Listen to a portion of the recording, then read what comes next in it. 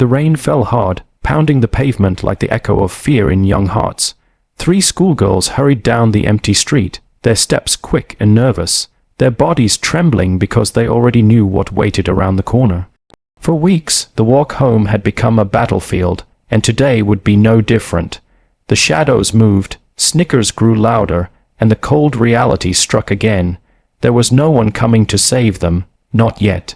If you believe in kindness, second chances, and standing up for those who can't protect themselves, make sure to like, comment, share, and subscribe to KindHeartsHub. Your support helps spread positivity to the world. The girls, Amaya, Rena, and Noor, had once looked forward to school.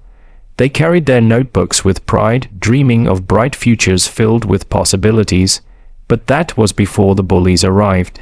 Before the sneers, the jeers, the cruel jokes that stripped away confidence one insult at a time. Before walking home meant bruises, humiliation, and tears quietly swallowed so their families wouldn't worry. The bullies were older boys who hung around the abandoned lot behind the old hardware store. They came from difficult homes, carried their own anger, and used cruelty as a mask. They thought their laughter made them powerful. They thought no one would ever challenge them. They thought the girls would remain silent forever. Every afternoon, the girls tried different routes home, through the marketplace, through the narrow alleys, through roads full of traffic. But the boys always found them. The girls' parents worked long hours and had no idea what was happening, and the school teachers brushed off their complaints as kids being kids. Their fear was invisible to the world, but not to each other. Amaya, the strongest of the trio, began losing pieces of herself. She stopped raising her hand in class, stopped sitting in the front row, stopped laughing at jokes. Rena became quiet at home, locking herself in her room to cry into her pillow. Noor, the youngest, started pretending she was sick so she didn't have to go to school at all.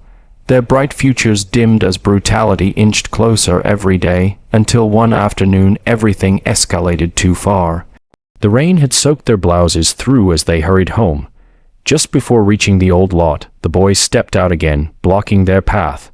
They grabbed their backpacks, tossing them in the dirt and laughing as though their pain was entertainment. Noor tried to stand up for herself, but her voice shook as tears mixed with the rain on her cheeks. Rena's hands trembled. Amaya clenched her fists, wishing more than ever that she was strong enough to fight back. But she wasn't, not alone. The boys pushed them harder this time, hurling words and threats that cut deeper than the bruises forming on their arms. The girls felt helpless, small, and totally abandoned by the world. The rain drenched them, the sound of laughter pierced their chests, and then everything went silent, replaced by the deep rumble of several engines rolling down the street. From the far end of the road, a group of bikers emerged. Not the movie kind with arrogance or leather swagger, but actual community riders, men and women who volunteered to escort children safely home in dangerous neighborhoods. They called themselves guardians of the road, and they were known locally for protecting the vulnerable. The lead rider, a broad man with a gray beard, noticed the struggle before anyone had time to react. The bicycles skidded to a stop, and their boots hit the ground with weight and purpose.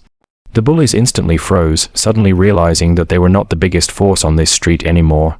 The bikers didn't shout, they didn't even threaten. Their presence, calm, powerful, unshakable, was enough to send the boys scrambling backward.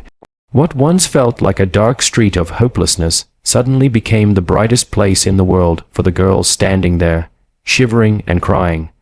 One of the female riders walked toward them with kindness in her eyes. She removed her jacket, wrapped it around little Noor, then asked softly, "You girls all right?" Those simple words broke the dam. The girls sobbed openly, every tear the release of days of silent suffering. The bikers listened carefully, letting them speak without judgment or interruption, and for the first time in weeks the girls felt safe. The bikers didn't just walk away after that, they made a promise. Every afternoon, they began escorting the girls and other vulnerable students home. Their motorcycles became shields, their presence a deterrent, and their loyalty unwavering. Soon, the bullies couldn't even stand across the street without their courage dissolving. The power they once held evaporated under the watchful eyes of people who refused to let the world stay cruel. As days turned into weeks, something else began to change. Amaya started smiling again. Rena began studying with renewed focus. Noor stopped faking illness and walked into school with her head held high. The class teachers noticed the transformation, unaware of the battle that had been raging outside school walls. The bullies stopped harassing anyone, not because they feared punishment, but because there was no longer satisfaction in their cruelty. They were exposed, unsupported, and for the first time, forced to confront their own emptiness.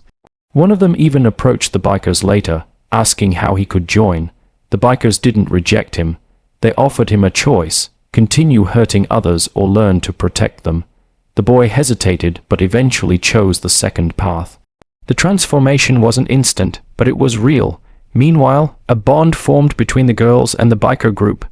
The riders became mentors, listeners, and protectors, not just on the road, but in spirit. They taught the girls that bravery wasn't the absence of fear, but the decision not to surrender to it. They showed them that sometimes help does come, even when the world looks the other way. The community slowly began supporting the cause. Parents started volunteering, and soon the streets around the school were no longer battlegrounds but safe passages. The girls were able to reclaim what was taken from them: dignity, confidence, and the simple right to walk home without fear. Years later, when Amaya graduated with honors and Rena entered medical school, and Noor became a social worker, they looked back on those dark afternoons, not with trauma, but with gratitude. Because in the stormiest moment of their lives, strangers arrived not as heroes, but as proof that humanity still existed on forgotten streets. If this story touched your heart, please like, comment, share, and subscribe. Your support helps bring more real, emotional, and inspirational stories to the world. Before you go, special request.